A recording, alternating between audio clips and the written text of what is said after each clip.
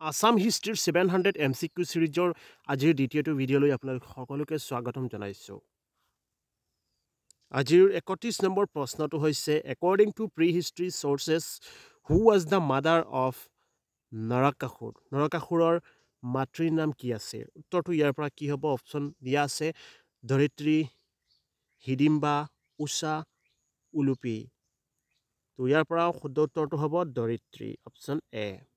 32 নম্বৰ কুৱেশ্যনটো হৈছে who was the first king of Pal dynasty. Pal ডাইনেষ্টিৰ প্ৰথম ৰজা কোন আছিল? নীতিপাল, গোপাল, ব্ৰজপাল, ব্ৰহ্মপাল। শুদ্ধ উত্তৰটো হ'ব অপশ্যন ডি, ব্ৰহ্মপাল। নেক্সট 33 নম্বৰ question which king of the Kamarupa kingdom was known as Maharajadhiraja. Maharajadhiraja নামেৰে কাক জনা গৈছিল?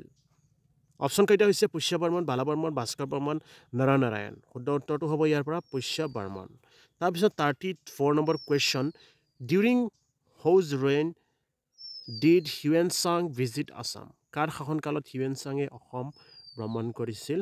আমি সকলোৱে জানো উত্তৰটো ইয়াৰ পৰা হ'ব নৰনাৰায়ণ, ভাস্কৰ বৰ্মন, ব্ৰহ্মপাল, বালাবৰ্মন। উত্তৰটো হ'ব ভাস্কৰ বৰ্মন, অপশ্যন বি। 35 নম্বৰ question according to Hiuen Tsang who was aristocratic king of Eastern India is the Kamrupa kingdom. ইয়াৰ পৰা শুদ্ধ উত্তৰ কোনটো হ'ব? ব্ৰহ্মপাল, ভাস্কৰ বৰ্মন, নৰনাৰায়ণ, গোপাল। উত্তৰটো হ'ব ভাস্কৰ বৰ্মন। তাৰপিছত 36 নম্বৰ question during which century did Kumar Bhaskar Varman rule in Assam. কোন শতিকাত কুমাৰ ভাস্কৰ বৰ্মনে অসমত শাসন কৰিছিল?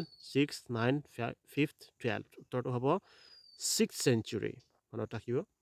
37 নম্বৰ question which dynasty preceded the Varman dynasty.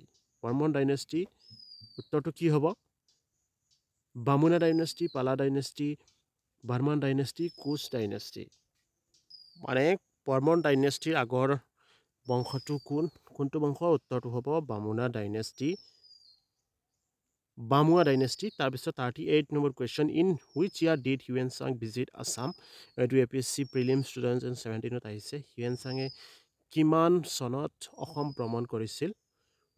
640, 600, 620 AD, none of the above. উত্তৰটো হ'ব ইয়াৰ পৰা 640 AD during the region of Bhaskar Varman. 39 নম্বৰ question which king of the Varman dynasty was contemporary with Samudragupta of the Gupta dynasty. Gupta ডাইনেষ্টিৰ কণ্টেম্পৰাৰী সমসাময়িক কোন আছিল? বৰ্মন ডাইনেষ্টিৰ কোনজন সমসাময়িক আছিল গুপ্তা ডাইনেষ্টিৰ? উত্তৰ হ'ব Pushyavarman. Answer 40 number question what is the ancient name of Cachar. কাছাৰৰ পুৰণা নাম কি? হিডিম্বা, শোণিতপুৰ, হাজো, কামৰূপা। উত্তৰ হ'ব হিডিম্বা। 41 নম্বৰ question the earliest historical dynasty of Assam was date of the. অসমৰ একেবাৰে আৰ্লিয়েষ্ট ডাইনেষ্টি ৰাজবংশ কোনটো? পালা, Barman, নৰকাচ, শালাস্তম্ভ।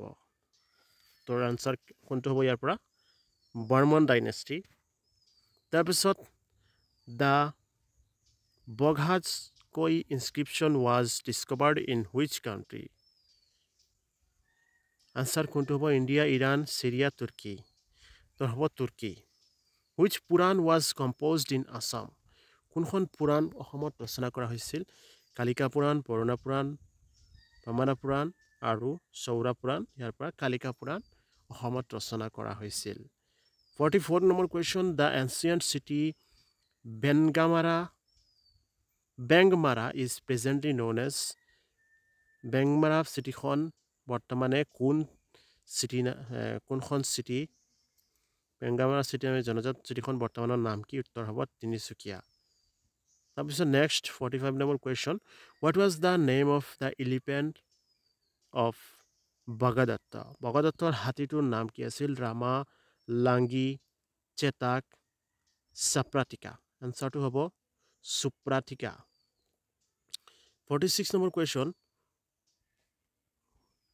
Was the father of Banaraja. বাণৰজাৰ ফাদাৰ কোন আছিল? বালি, প্ৰহ্লাদ, হিৰণ্যক, বিষ্মাক। উত্তৰ হ'ব বালি।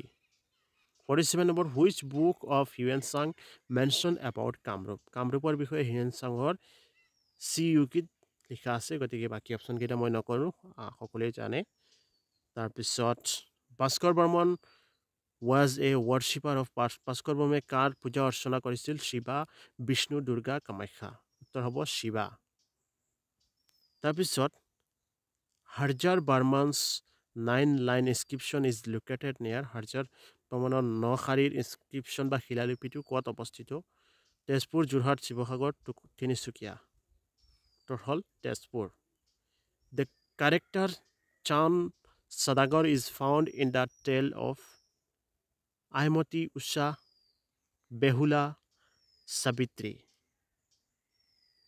ইয়াৰ পৰা অপশ্যন কোনটো হ'ব Behula 51 number question during which period was the Yogini Tantra written কোন সময়ত Yogini Tantra লিখা হৈছিল 14 11 10 5th century ইয়াৰ পৰা কোনটো হ'ব Yogini Tantra 14th century 14th century What was the daughter's name of King Ban বান ৰজাৰ জীয়েকৰ নাম কি আছিল উষা গতিকে বাকী আৰু অপশ্যনকেইটা ক'ব নোৱাৰে নৰকাসুৰ ফাউণ্ডেড which dynasty নৰকাসুৰে কোন ডাইনেষ্টি প্ৰতিষ্ঠা কৰিছিল পাল কালস্তম্ভ বৰ্মন বাউমা ডাইনেষ্টি এইটো হ'ব বাউমা ডাইনেষ্টি তাৰপিছত the oldest common inscription discovered in Assam belong to which dynasty মানে পুৰণা যিখন কমন ইনস্ক্ৰিপশ্যন ডিছকভাৰ কৰা হৈছিল অসমত এখন কোনখন ডাইনেষ্টিৰ বিলং কৰে বৰ্মন কামতা কোচ পাল এইটো হ'ব Koch dynasty Which was the capital of the Pal dynasty in Assam? Pal dynasty capital কোন হল দুৰ্জয়া তেজপুৰ কোচবিহাৰ ৰংপুৰ পাল ডাইনেষ্টিৰ কেপিটেল কি আছিল অসমত দুৰ্জয়া তাৰপিছত next 56 number question who was the founder of the Pal ডাইনেষ্টিৰ founder কোন আছিল গোপাল জয়পাল ব্ৰহ্মপাল ধৰ্মপাল তাৰ হ'ব ব্ৰহ্মপাল পাল ডাইনেষ্টিৰ ফাউণ্ডাৰ আছিল প্ৰতিষ্ঠাপক আছিল the title Kumara Raja was given in which king Kumara Raja title কোনে দিছিল বুটি বৰ্মন ভাস্কৰ বৰ্মন হাৰ্জাৰ বৰ্মন বালা বৰ্মন এইটো হ'ব Bhaskar Barman What was the first capital of the Chutia Kingdom? Chutia Kingdomৰ প্ৰথম ৰাজধানী কোনখন আছিল স্বৰ্ণগিৰি মাইবং হাজো যোৰহাট তাৰ হ'ব স্বৰ্ণগিৰি Which Chutia King built Sadia? কোনজন চুতীয়া কিঙে সদিয়াখন বনাইছিল নৰনাৰায়ণ পৃথু ৰত্নধ্বজ পাল ভাস্কৰ বৰ্মন তাৰ হ'ব ৰত্নধ্বজ পাল What was the capital of the Burman dynasty of the Kamrup kingdom?